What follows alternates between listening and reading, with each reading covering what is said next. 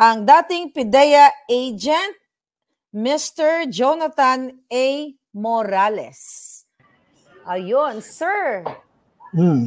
Magandang gabi po dyan sa Pilipinas at maraming salamat po sa inyong pagpaunlak sa akin at sa kaibigan ko nga nag-connect sa inyo. Thank you so much po at pinagbigyan nyo ito. Bago ang lahat, kayo po ba si Jonathan Morales? Magandang gabi po sa inyong lahat. Ako po si dating PIDEA agent, Jonathan Morales. Okay. Sir, gusto ko lang i-identify nyo itong pirma ninyo sa dokumentong hawak ko. Kung nakikita po niya, yan po ba ay pirma nyo, Mr. Jonathan? Opo, pangalan ko po yan at pirma ko. Okay. So bago nyo po sagutin itong mga dokumentong ito, for sure excited ang mga Pilipino, nakilalanin muna kayo. Kayo po ay dating PIDEA agent. Kailan po kayo nagsimulang magtrabaho sa PIDEA or kung dati ba kayong pulis, pakibigyan mo niyo po kami ng background ninyo, sir. Dati po akong pulis at ako ay na-recruit sa Philippine Drug Enforcement Agency ni dating PIDEA Director General Junicio Santiago noong 2009. Okay, 2009. So nagsimula kayo sa PIDEA 2009. Okay. Hanggang kailan po kayo, from 2009, kasi I believe wala na po kayo sa PIDEA ngayon, di ba? Ilang taon po kayo nagsilbi sa PIDEA? Bali, humigit kumulang sa 5 taon. 5 taon. Anong year? So 2009, 10, 11? 2013 po ako nawala sa PIDEA. Bali, napag-initan po ako doon. 2013 kayo nawala sa PIDEA. So 2013 napag-initan kayo. Isulat ko lang po muna, mamaya na natin i-discuss kung bakit kayo napag-initan, ano? Gusto ko po kayo munang kilalanin. Okay? So before po ba kayo sa PIDEA, saan po kayo galing na sektor ng private practice? Saan po kayo dati galing? Bali investigador po ako sa PNP nung araw. Nung ma-recruit ako sa PIDEA, gawa ng nagkaroon ng vacuum nung panahon na nire-recall yung mga ibang law enforcement units sa PIDEA noon. Kaya isa ako doon sa na-recruit ni Gerald Santiago para maging ahente doon sa PIDEA nga. So, nung nasa PIDEA po kayo, ano yung pinaka-assignment ninyo? Ano yung pinagkakabala nyo during your 4 years o 5 years? Opo. Ali, naging po ako, no? Naging operatiba, naging team leader, at naging hepe ng investigation ng Intelligence and Investigation Service. Okay.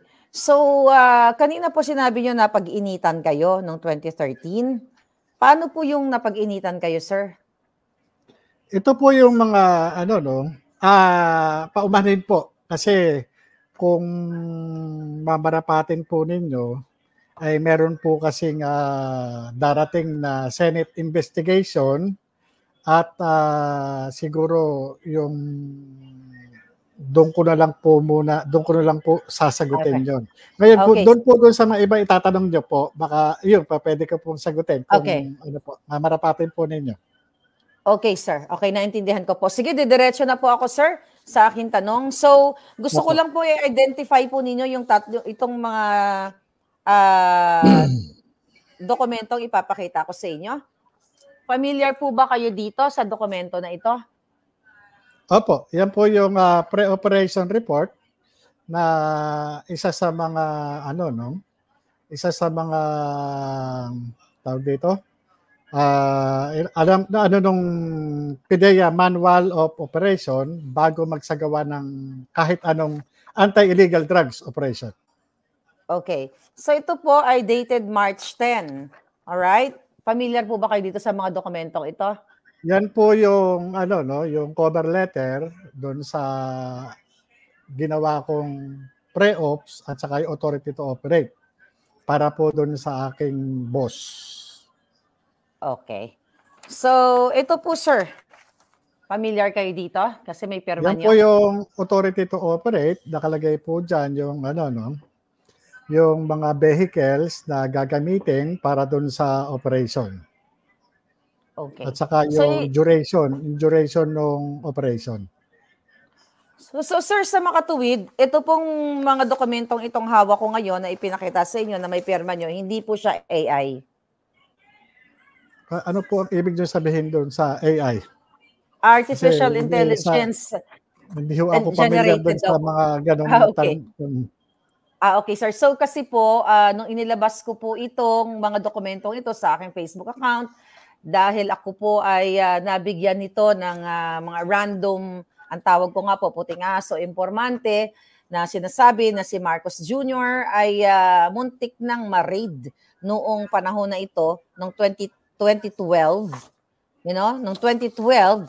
Pero nung inilabas ko po ang dokumentong yon, ay sinabi ng PIDEA agent, PIDEA chief na si Lazo na ito daw po ay AI generated or fake or gawa-gawa lang using the new technology. Ibig nyo bang sabihin yung AI generated, computer generated? Yes, computer generated, not original, peke, gawa-gawa ni Maharlika. Ito po ba, ginawa ko ba sa tingin niyo? Hindi po. Sa pagkakatanda ko nga po, ako po yan. Kaya lang, meron ho kasi akong dyan sa mga dokumento na nauna nyo nang naipresenta doon sa publiko. Kasi po, meron tayong tinatawag na yung revelation of secret. Kaya ako sumulat doon sa Philippine Drug Enforcement Agency at sinulatan ko si Director General Moro Lasso patungkol po doon sa declassification ng mga classified information na naandyan sa mga dokumento na yan. Ito Yes, sir. yan pong mga dokumento nyo na yan, pagpaumanhin po ninyo, yan po hindi po para sa sa publiko. Yan po ay dapat nasa pag-iingat ng gobyerno, lalo na doon sa intelligence unit kung saan po dapat nandun yan. Okay. Yun po, ganun po yun. Kaya nga sumulat po ako para papanagutin yung mga taong nasa likod ng pagpapakalat yan at para na rin po maiwasan, maulit yung mga ganyang kahalintulad na Ngayon po, dahil nga ganun yung kagrabe yung nailabas, yung na yan, Ngayon, ang po ng aking sulat ay magkaroon ng accountability. Yung mga taong nagpabaya dyan sa mga dokumentong yan at doon sa mga tao na dapat ay mayroong tungkulin para ipatupad yung batas o mandato na iniatang sa kanila. Patungkol po dyan doon sa mga taong nandyan po bilang subject ng operation ng PIDEA. Okay. Sir, bago po tayo dun sa letter ninyo sa kay Lasso, sa Senado at sa Presidente, gusto ko lang pong isa-isahin itong mga dokumento na ito. Dito sa cover letter, sir, kasi napansin din po ng netizen ito, kaya pinagdudahan din nila na ito daw ay AI generated. Unang-una po dito, ang address ay magkaiba. Alright? Dito sa pre-operation letter, mapunta muna tayo sa memorandum, yung cover letter na sinasabi ninyo. So, nakalagay dito for Director IIS. Ano pong ba ibig sabihin ng IIS? Remind me. Investigation? Intelligence Investigation Service po. Okay, intelligence. Okay, that's good. So, subject, reported nefarious activities of Maricel Soriano and Maria and Bongbong Marcos alias Bonget, March 10, 2012. So, natatandaan niyo po itong memorandum na ito? Opo. Okay. Sabi dito sa cover letter, this has reference to the reported nefarious activities of Maricel Soriano or alias Maria of Unit 46C, Rizal Tower Building, Rockwell Barangay Poblacion, Makati City, and Bongbong Marcos alias Bonget with unknown address. Number 2, a confidential informant personally appeared before this office and reported the above-named showbiz and political personalities together with some unidentified male and female companions who were allegedly frequent seen inhaling white powdery substance suspected to be illegal drugs inside the above-cited condominium. Okay? So bago ko tapusin, dito po kasi sa pre-operation report, ang nakalagay po kasi na address dito ay 4C. So dito sa cover is 46C. Ano po ba talaga ang tamang address? 46C. So ito po ay typographical lang dito sa pre-operation report. Nangyayari naman po yan. Okay. Alright. So ituloy ko dito, sir. Yung dito sa cover letter, yung memorandum nga. Number 3, nakalagay dito, recommendation approval of the attached pre-operation report / authority to operate, to conduct casing and surveillance, to verify the veracity of this report for their possible apprehension if warranted. Okay, sir. Then nakapirma po kayo dito. So sa makatuwid, hindi po siya AI. So ang tanong ko, bago po ba isinulat ang memorandum na ito na nakasaad dito, nakasalaysay, base sa mayroong confidential informant na pumunta sa inyo, ano po ba ang, dalhin niyo po kami doon sa panahon na yon na bago ito tinipe, itong memorandum na ito. Ano po ang nangyari bago kayo nag-create nitong memorandum na ito? Ganito po yun, ang usual na ginagawa namin dyan, ini-interview namin yung, kung sino yung agent on case, doon sa, sa confidential informant. Sa kaso niyan, sa pagkakatanda ko, ay kinunan ko ito ng, ng deposition of witness. Kaya ko po sa nanigurado din ako nung panahon na yon, gawa ng sa bigat ng mga personalidad na ipinakita sa akin na downloaded computer printout ng mga litrato. Talagang kaya nagpasya ako noon na i-reduce ko siya doon sa sworn statement at kasabay na rin nung paghamon ko doon mismo sa confidential informant na kung handa ba niyang panumpaan at lagdaan itong itong kanyang ibibigay na impormasyon. At yun nga nangyari, bali kinunan ko siya ng statement na umabot kami ng gabi nung kinunan ko siya. At yun, matapos doon, ginawa ko yung memo. And kinabukasan nga, nung araw na yon, ginawa naman itong pre-ops at saka yung authority to operate para makapagsagawa sana kami ng casing and surveillance. And pati doon sa aking instruction, doon sa confidential informant, for him na makakuha kahit man lang sample o maliit na kung ano man yung makukuha niya na sinasabi niyang powdery substance na ayon sa kanya available dun sa lugar o dun sa area. Kaya yun sana yung mangyayari doon. Kaya yun yung purpose niyang authority to operate tsaka ng pre-operation report para at least magkaroon ng masunod namin yung presumption of regularity in the performance of our official duties. Para pagpunta roon, pag-deploy ng tao, nandun sa loob, meron kaming pinanghahawakang dokumento na lehitimo yung aming trabaho. Okay. So, nung pumunta po yung informante sa inyo, syempre bilang isang PIDEA agent, hindi naman kayo basta-basta nagpapaniwala na, si ganito, si ganyan, nakita ko, na walang sapat na ebidensya. Nabanggit nyo kanina pictures. Meron po ba kayong natatandaang mga litrato o video na ipinakita na yung nabanggit na pangalan na artista na si Maricel Soriano at then Senador Marcos Jr., meron po bang ipinakita sa inyo ang confidential informant na pictures na naka-attach dito sa mga dokumentong ito na supposedly nasa nakatago sa PIDEA, PIDEA office? Wala pa po ba sa inyo yung mga litrato at saka yung kopya ng affidavit? Wala pa po. Baka parating pa lang. So gusto ko po, meron pong litrato.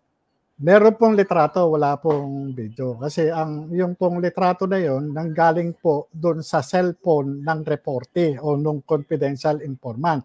At doon nga po, kaya isa po doon sa naging motivation ng inyong lingkod para itong trabaho na ito ay idokumento, doon pa lang initially na-convince na ako na maaaring ay totoo yung report.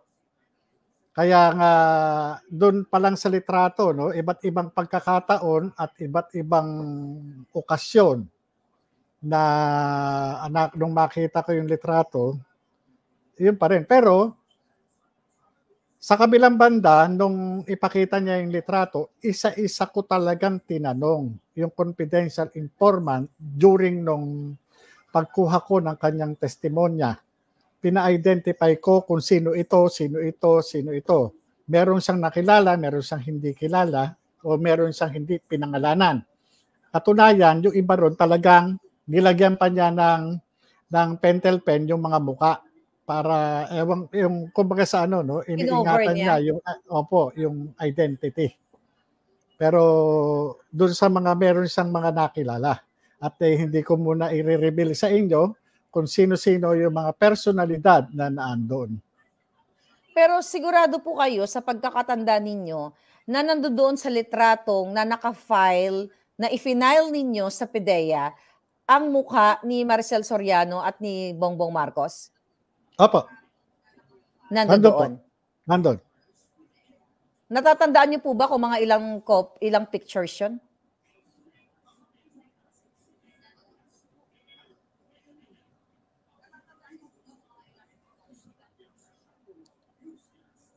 Mga 5 picture. 5 pictures. So, doon po sa iba't ibang pagkakataon, iba't ibang location. Ayon doon sa confidential information. Ayon sa confidential at saka litrato. Doon po ba sa litrato, kung babalikan natin, nakikita na may mga sumisinghot? More or less 5 yun. So doon po sa litrato, kasi based dito sa report nito, allegedly, frequently seen inhaling white powdery substance. So doon po sa picture na yon, meron silang sinisinghot na white powdery substance? Opo. Wow. Wow. So, grabe. So, ang pinakamalaking tanong, nasa PIDEA pa kaya yun? Kasi supposedly, doon ko po iniwan yun kasi ito kaso po na ito, itinrato ko, lang naman para siyang ordinaryo, marami na rin kami nahawakan na malalaking kaso. Pag hindi natutuloy, dyan lang. Andyan yung nakapile yan dyan sa sa investigation division. So, gano'n naman po kami. Kahit yung mga case folders na mga ongoing cases at saka yung mga case operational plan na namin tinatrabaho, andun lang siya. Hindi naman ano kumbaga sa andun lang 'yun. Kaya ako talagang tiwala ako na andun. Kaya nagulat talaga ako nung mapunta sa inyo Okay. Mapunta sa inyo. 'Yun yung isa ron sa ano, sabi ko parang may mali talaga, hindi po pwede. Kaya nga ang sumulat ako, parang may managot. May managot dun sa mga nagko-custody nitong mga classified information na ito. Kasi siyempre, yun may mga ongoing targets kasi. At saka makakapahamak ng buhay ng ahente o ng sino mang inosente. Pero yes, naintindihan ko po kayo. Pero siguro dahil sa sobrang galit na rin siguro ng mga taga-PIDEA mismo sa loob dahil sa malupit na nararanasan nila ngayon sa panahon ni gobyerno ni Marcos Jr. Kaya yun din po siguro yung nag-trigger sa kanila na ilabas itong report na ito na supposedly confidential para malaman ng taong bayan na ang namumuno ngayon na si Marcos Jr. ay talagang supposedly ay aarestuhin na dapat dadamputin na dahil sa kanyang pagkasangkot dito sa pulburo na ito, na yun po ang term ko, paumanin, dito sa naganap na sesyon na inireport sa inyo ng confidential informante. Ang tanong ko po sa inyo, sir, nung nakita nyo yung pictures, okay, sa iba't ibang pagkakataon na may sinisinghot sila, nakita mo si Maricel Soriano, nakita mo si Bongbong Marcos. Si Maricel Soriano, ba kilala nyo siya bilang artista nung time na yon, nung nakita nyo yung picture? Opo. Kilala nyo siya. So, klaro. Si Bongbong Marcos po, kilala nyo siya nung nakita nyo doon sa picture? Opo. Pero, kung pwede pa sumagot? Opo, go ahead, sir. Kahit po kilala ko yung mga tao na nasa picture o siyempre ang ano ko bilang investigador, kinukumpirma ko mismo dun sa nagpresenta ng litrato kung sino yung nasa litrato. Kahit ko kilala ko po sila, kinumpirma ko po mismo sa pamamagitan ng sworn statement na kinukuha ko sa kanila na sino ito. Okay. Na ano, at yun po talaga nakasulat. Kaya kung maipipresenta po, kung magkakaroon maipresenta itong sworn statement po na ito, malinaw at positibong itinuturo ng declarant o ng deponent kung sino po yung tao na nandun sa picture, na nagde-depict sa picture, at kung ano yung ginagawa ng taong nag-depict dun sa picture. Okay. Yun po yun. So, yeah, tama, nagets ko yun. Kasi kahit nakilala mo, hindi pwede ikaw as an investigator, hindi ikaw pwede magsabi, si ganito to, si ganyan to. So, the informant should identify kasi siya yung nagre-report. Opo. Kagaya po nung maliban dito, may tanong pa ako, maliban dito sa binigay mong pangalan, meron ka pa bang ibang pangalang alam tungkol dito sa tao na ito? O yan lang po ang pangalan alam ko. Ganun po ang hindi ko po pwede kahit alam ko yung buong pangalan, hindi ko po pwedeng ilagay yon hanggat hindi naman niya sinasabi. Kaya lahat lang nung sinasabi niya, yun lang po ang nai-reduce dun sa sworn statement. So, dito sa sworn statement na ito na may permado ninyo, kayo po personally ang nag-type nito? Opo. Kayo ang nag-type nito. So, tandang-tandaan. Wala naman po ako sekretarya doon. Wala akong sekretary. So, kung babalakan po natin yung date na March 10, 2012, ikaw ang informante. Sino-sino po yung tao sa loob ng opisina na yon? Kung matatandaan nyo. Hindi nyo kailangan pangalanan, pero, ilan kayo ang nandoon? Nandun po yun sa sworn statement. Kapag ka po, normally, pagka gumagawa po ako ng, ng sworn statement, nakadeklara po kung sino yung nandun. Halimbawa po, ng Malaya at Kusang Loob na salaysay ni Juan de la Cruz. Okay. Na kinuha ni ganito sa harap ni na. Nandun po yon. Kaya, hindi po pwede na, lalo na pag kumukuha po ako ng salaysay, kinakailangan talaga meron talagang kaharap.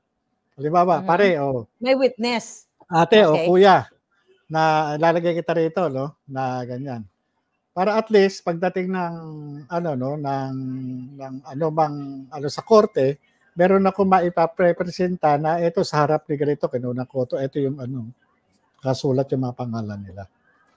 Okay. Ganun naman Sir, po yun. another issue nung inilabas ko po ito na sinasabi na artificial intelligence generated, isa din to sa paliwanag ng PDEA na ito yung pang-counter nila sa akin na ito po ay walang control number. Okay? Ang sabi nila, gawa-gawa ni Maharlika yan, walang control number. Okay? So ano po ba ang paliwanag natin? Bakit po walang control number ito? Yan po, kaya wala pong control number kasi nga hindi pinayagan, hindi natuloy. Kasi kung natuloy yan, ginoon ng opisina, after na mapirman, saka po namin dadalhin yan sa National Operation Center. Doon sa aming Plans and Operation Service.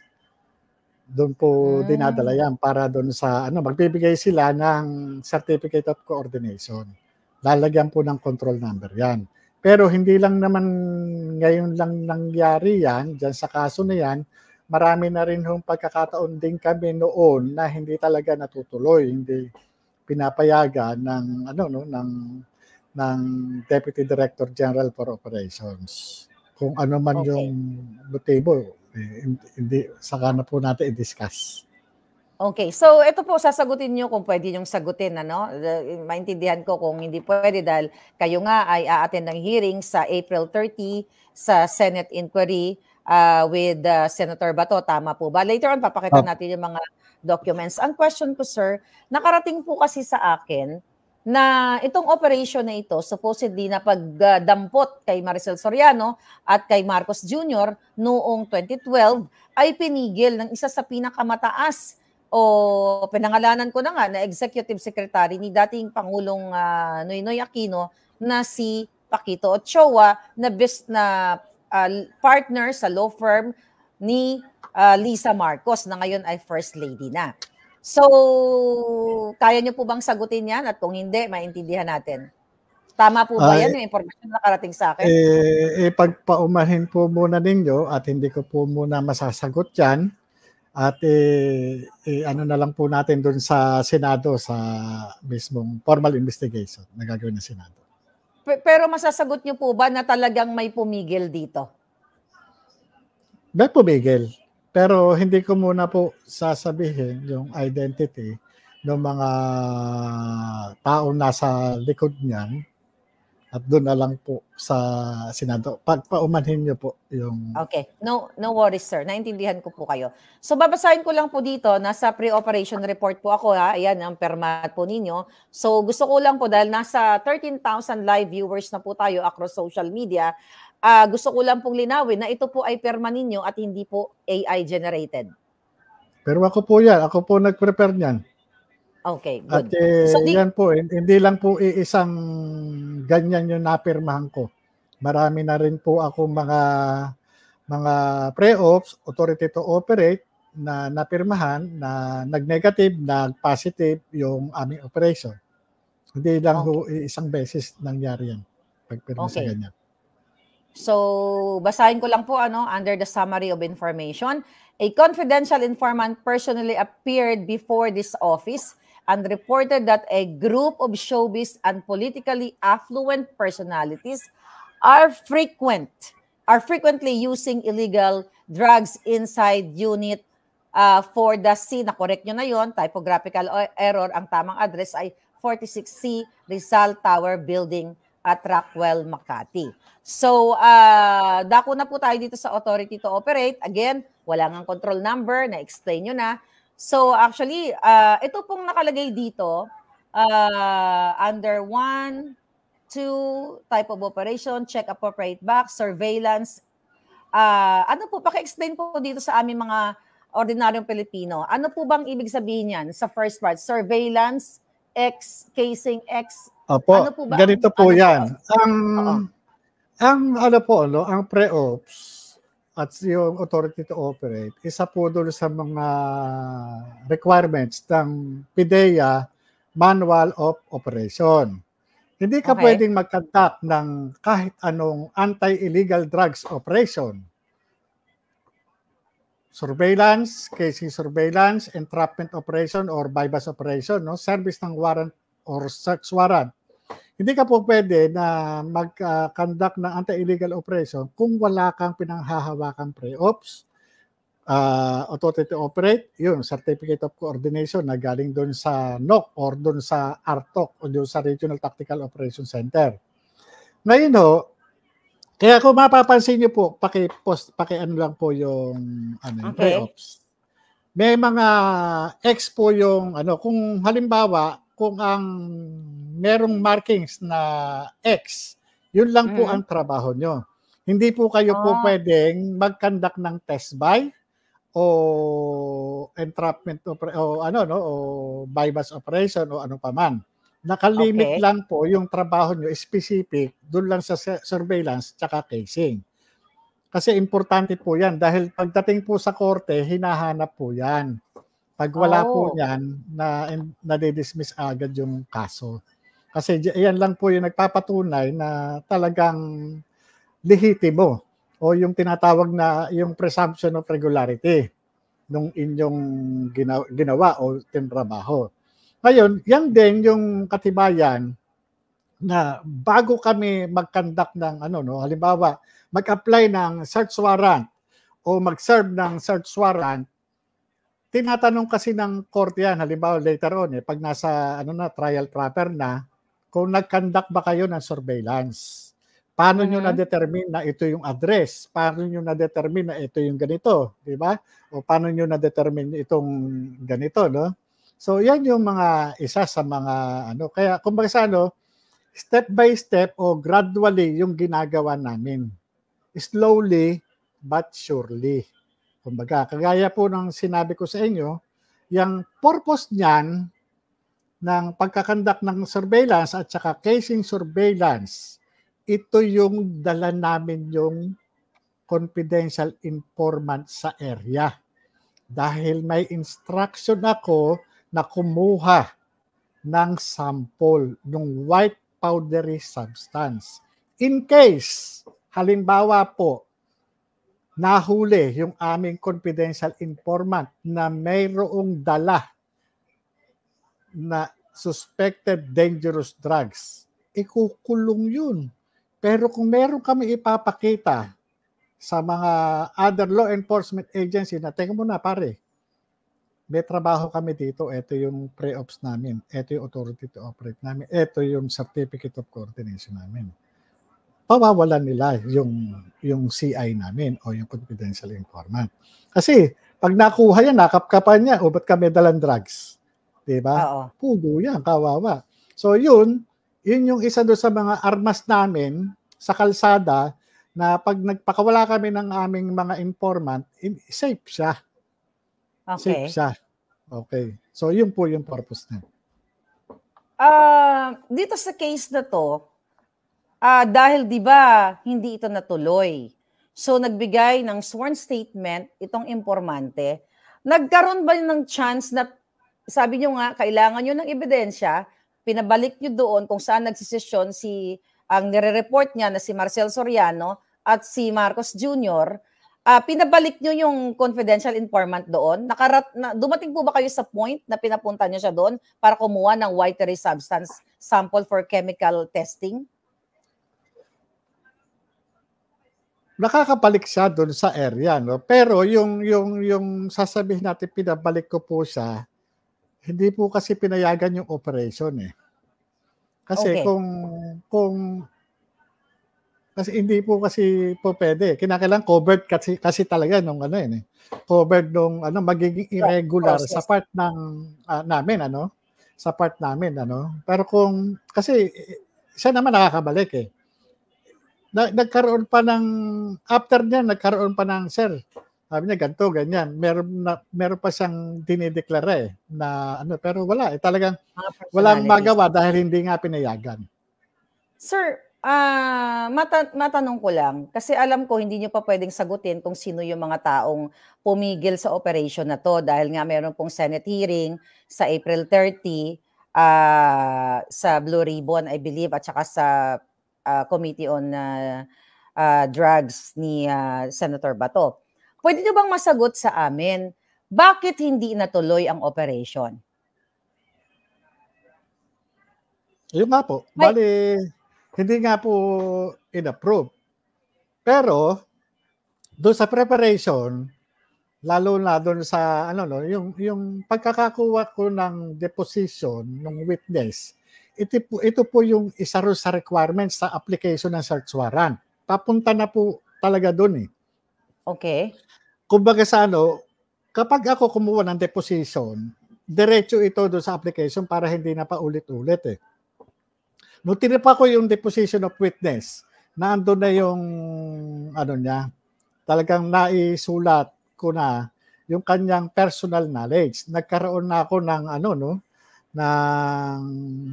ng information doon sa mga declaration niya. Identify ko kung sino-sino itong mga tao na to at saka yung litrato. Ang kulang na lang diyan, halimbawa kung natuloy yung surveillance, ang kulang na lang dyan is yung application. Kung susunod yun, kung sunod-sunod po yung gagawin dyan. Application ng search warrant, iaharap ko siya dun sa executive judge na mag-i-issue ng search warrant at yun, kung pinayagan ng higher ups noon yung operation, talagang sasaltuhin namin yung condominium unit dyan sa Rockwell. Okay. Sir, sinabi po ba ng higher ups kung bakit hindi matuloy ang pagre-raid kay Marcos Jr. at kay Maricel Soriano noong March 11, 2012? Opo. Bale, sa Senado ko na lang po i-divulge lahat. Okay. Opo. Pasensya na po. Naintindihan ko po kayo, sir. Okay, dadako po ako dito sa number 5 ng authority to operate. Okay, number 5. Ang nakasaad po dito, sir, ay team leader / contact number agent. Kayo po to, Jonathan A. Morales. Mayroong, I think yung number na ito is number ano po yung number ko po dyan? Anong number ko? Ito. 5. Ayan po. Ano po ba ibig sabihin ng number na yan? Hindi, yung number ng telepono. Phone number po ba yan? Phone number yan?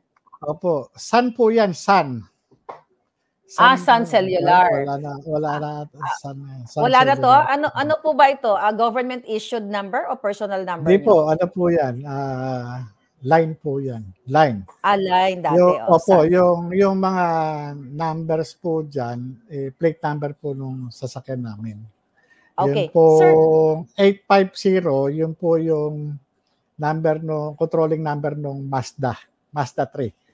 Pakitingin po kung pareho doon sa ZK850. Tama po, ayan. CKC 850 po. Yan po. Okay. Sir, yun po yung Go ahead. Yung sa telepono po, yung number diyan, kung makita niyo 850, yan po yung number doon plaka ng Mazda. Sir, ito pong nakalagay dito, pangalan ninyo nga, and 7 others. Anong ibig sabihin nito, sir? 7 others. Jonathan Morales and 7 others. Ganito po yan. No? Bali, pag lumalakad kami, halimbawa, isang team leader, tapos 7 operatives. Minsan, hindi naman nakukumpleto yan, pero usually, nilalagay na rin namin para kung mag-deploy sa area, halimbawa, 3 ahente o 4 ahente, doon na lang magsusunuran sa area. Kasi yung iba, pagka may mga binabantayan din silang trabaho, kung wala pang galaw doon sa ibang area, makakasunod sila in case na meron kaming susundan.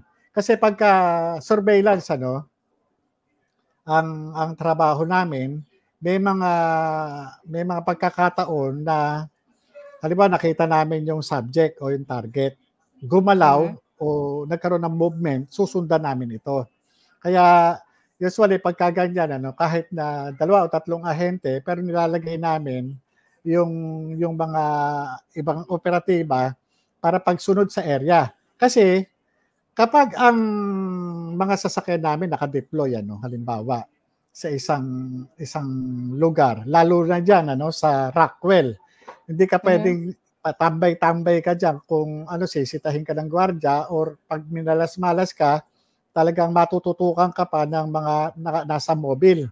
Kasi siyempre, lalo na pag hindi ka coordinated, mapapadapa ka sa kalsada. Dahil mapagkakamalang kang holdupper o kidnapper. Siyempre, kayo, armado, natural, dapat lahat lahat ng proseso na hindi kayo ma-disgrasya o ma-avoid yung misencounter, yun, kinakailangan dokumentado kayo.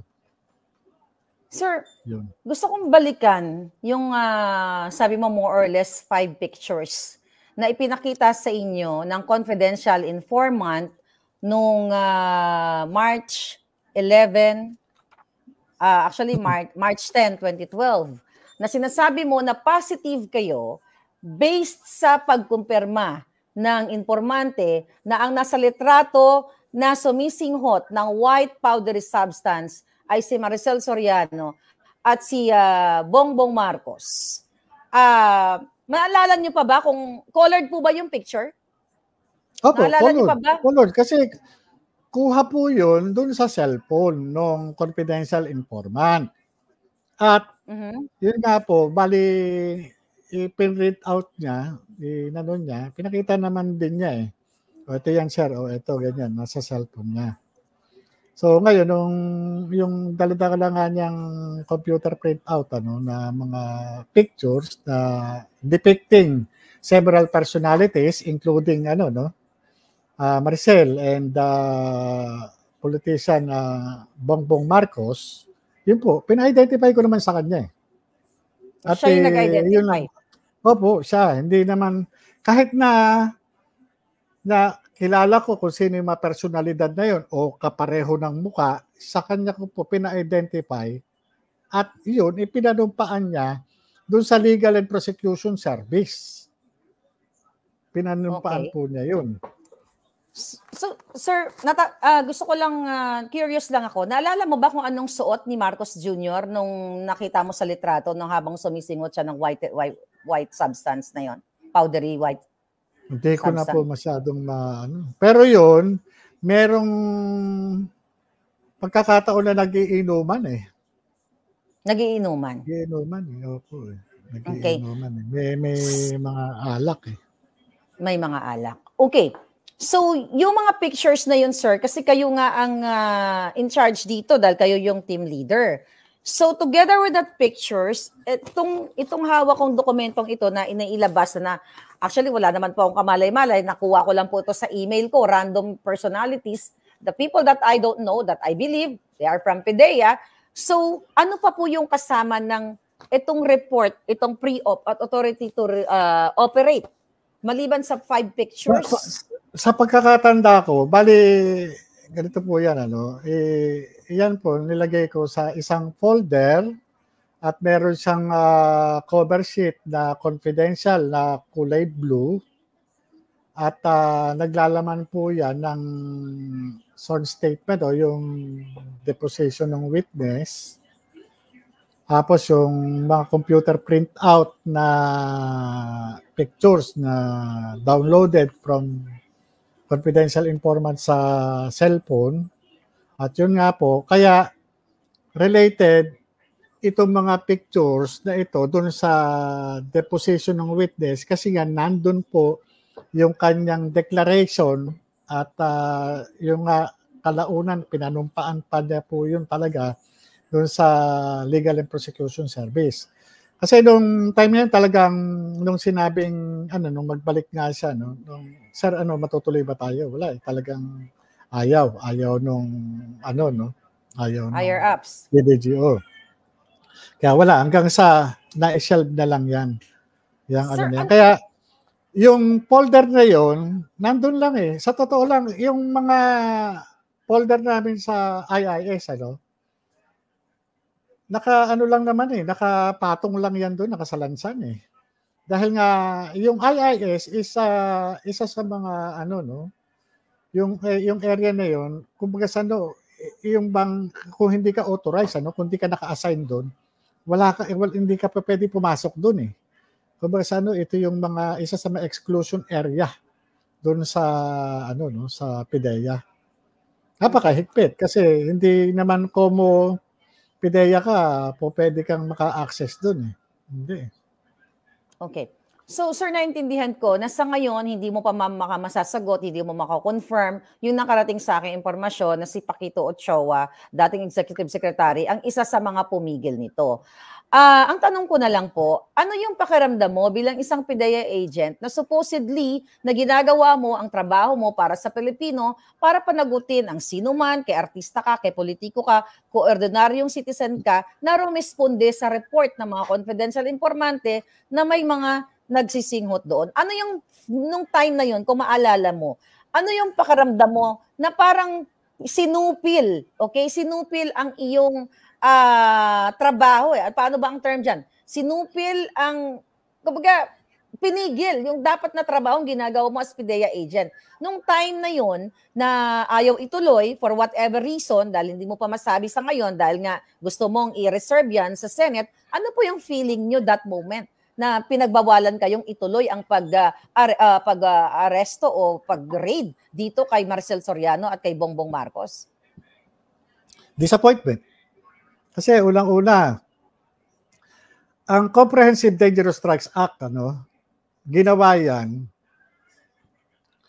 para sa para sa any person, Hindi walang exemption diyan eh. Kumbaga sa ginawa yang batas na yan para papanagutin sa batas lahat ng tao, kahit na sinong tao. Ginawa po yan para papanagutin yung mga yun yung nakalagay doon sa prohibited acts, particular doon sa Article 2 ng Republic Act 9165. So bilang ahente, siyempre, ano ba to? Para bang meron tayong may tinitignan doon sa tinititigan. Di ba? Kumbaga sa yun yung hanggang sa dumating nga yung point na talagang